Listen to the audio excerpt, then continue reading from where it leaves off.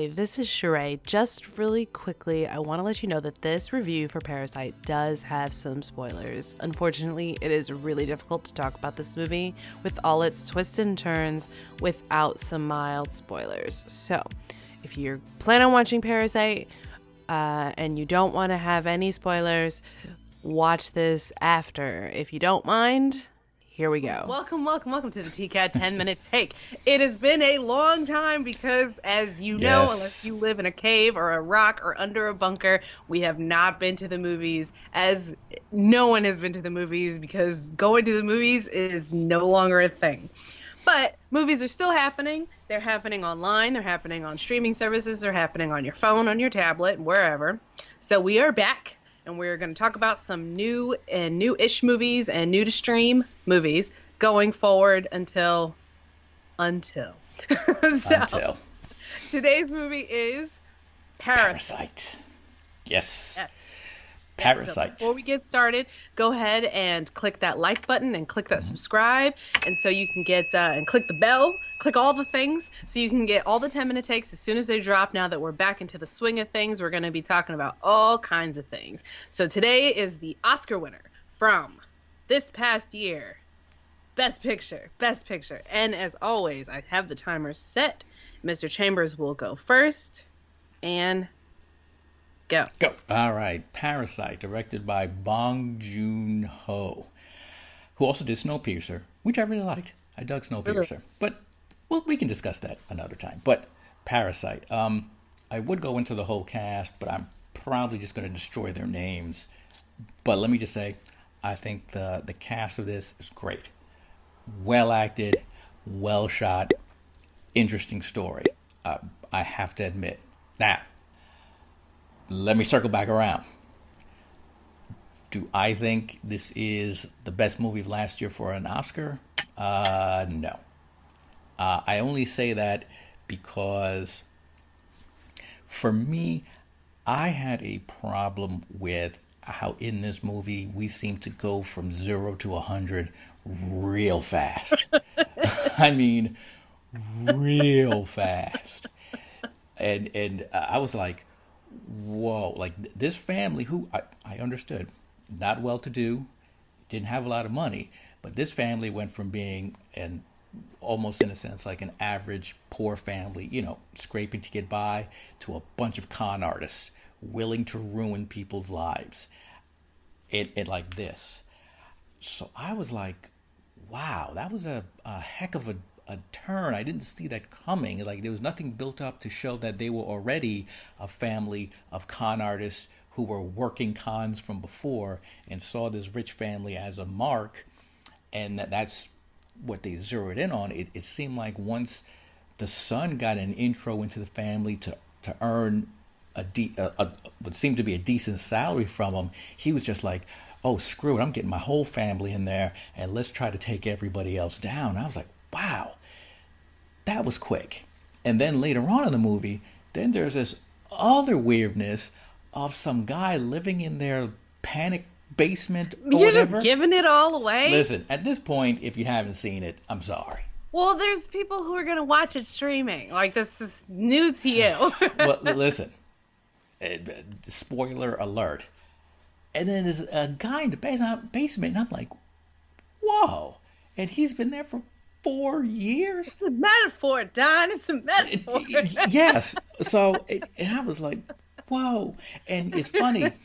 I just watched like this 12-minute sort of explanation of Parasite, and it was going into the whole different class metaphors and what certain things meant about how they lived partially underground and partially above, and they only got a little bit of the sunlight, and the rich family with their big glass window walls gets all the sun. I'm like, I totally understand all the metaphors and everything that they've explained to me. In terms of the movie itself, I did not see any of those as like, those weren't metaphors that sort of jumped out at me. I'm just watching a movie thinking, what other craziness is this family about to get themselves into? Now, don't get me wrong. I could definitely see the different class structure as to how they live and how the rich family is insanely oblivious to sort of the real world and what's going on. I could definitely see, like in the father's case, how resentful he was becoming, and how the rich was sort of snubbing their nose at how he smelled. And I mean, I could see that welling up, and I understood that. But I have to be honest, watching the movie as a whole, I was just like, okay, that was good. It didn't jump off as to like, oh my God, that was Oscar worthy, amazing. Not to me. It story wise, it didn't captivate me that much, aside from the craziness that sort of happens at the end. You know, if I was to give this movie a 1 to 10, probably a 7. I mean, it's well acted, it's well shot. It's a good movie. I can't say that I'm just like was riveted, you know, and it's not one that for me I need to watch again. So I'm like, and subtitles don't bother me. On our scale, if their yeah, movies that's right. were Opening thing. You know what? I can say that this is probably, I wouldn't say opening night, Friday night, but if you go Saturday matinee, sure.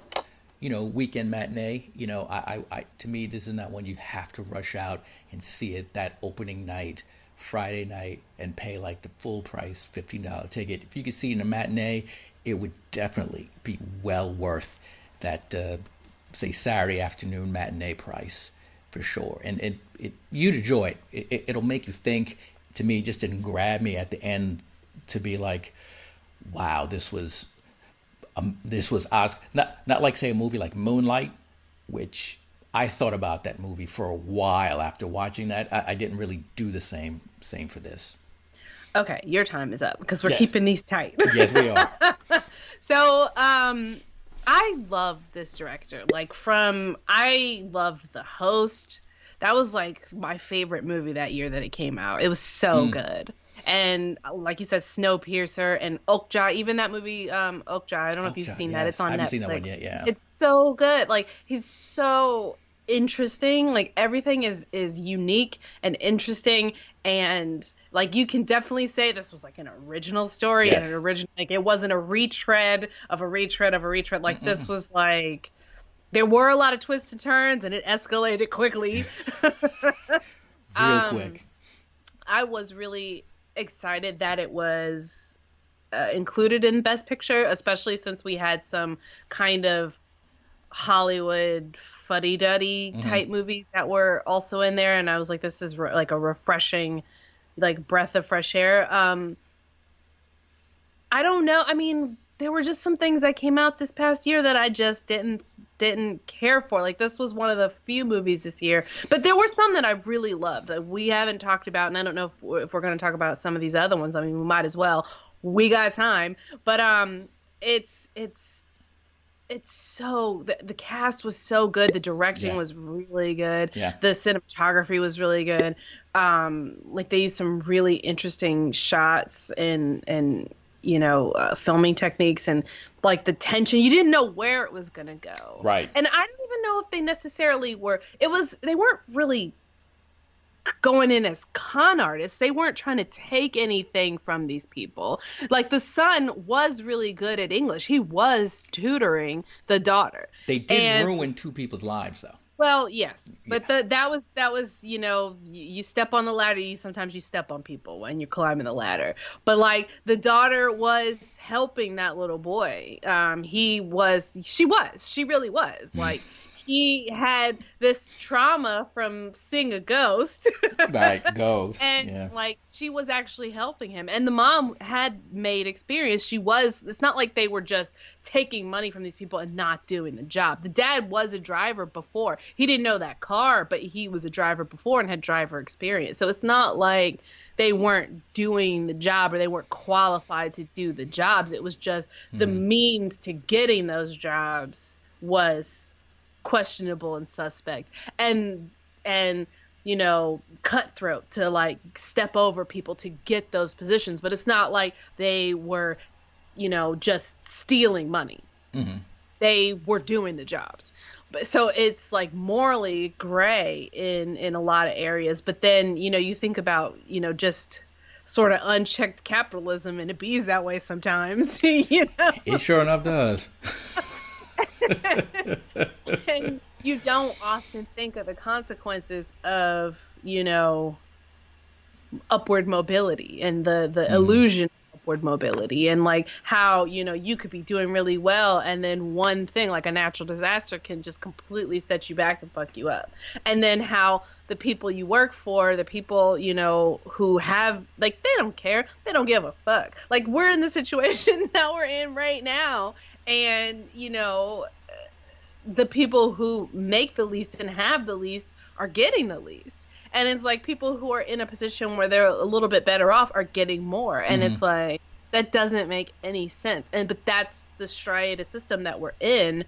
And it was just really interesting to take a look at that from the outside, from another perspective of, another country like South Korea is also, industrialized and well-to-do, and, just seeing that other, this type of class warfare, and then you have people on the bottom fighting over scraps, and the people on the top are completely oblivious. Yeah, the bottom are fighting themselves. Yeah, fighting amongst themselves over scraps. And it's like, even at the end when like they're yelling at the guy to take their son to the hospital because he had a panic attack, versus this girl who's about to die on the ground. Yeah.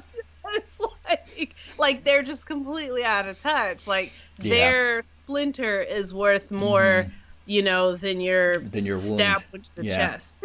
Yeah. I mean, let me clarify. It's first off, I mean, I don't care for any of the award shows. I think it's ridiculous. And this is not saying that this is a bad movie in any way, shape, or form. It's just, I'm like, okay, since this racked up at the Oscars, I'm watching it. It didn't strike me at the end like, I wasn't like, better than the King's Speech, man. Oh, for sure. Yes. But anyway, so I would say this was definitely like full price movie ticket. Oh, okay. Like I had not necessarily opening night, but if I had paid the $13 and gone to see this $14 at night, I wouldn't have been mad at it at all. Okay. Like I wouldn't have been upset. So if you get a chance to stream it, Parasite is available right now. I do recommend that. Definitely stream it. I highly recommend, take some time and it's got subtitles. It's not dubbed. I don't know if there's a dubbed version, but after about maybe 10 minutes and you're into it. Don't watch the dubbed version. No. I mean, I wouldn't recommend the dubbed version only because I really like, the performances of the actors. I'm like, look, if you can't read, miss out on that. You have other issues. If you just can't read. So sometimes subtitles are too fast though for people, and like it can take you out of the story because you're so focused if you're not used to it. True. But I get used to it, man. Like there's some really good stuff coming out of some of these other countries, and you just gotta get on that train. Like, South Korea has some great movies. There are a lot of really good movies coming out of other countries other than the United States, and we got to get over the subtitle hurdle. But anyway, that's all we can say on Parasite. Don says matinee. I say full price. Either way, stream it, rent it, watch it. It's worth a look. Absolutely worth it. Don't forget, hit the subscribe button, hit the bell. If you want to see more of these, don't forget to hit tcadnetwork.com, where it all is. Also, here at the YouTube channel, always check back for more. And we'll see you again. Yeah.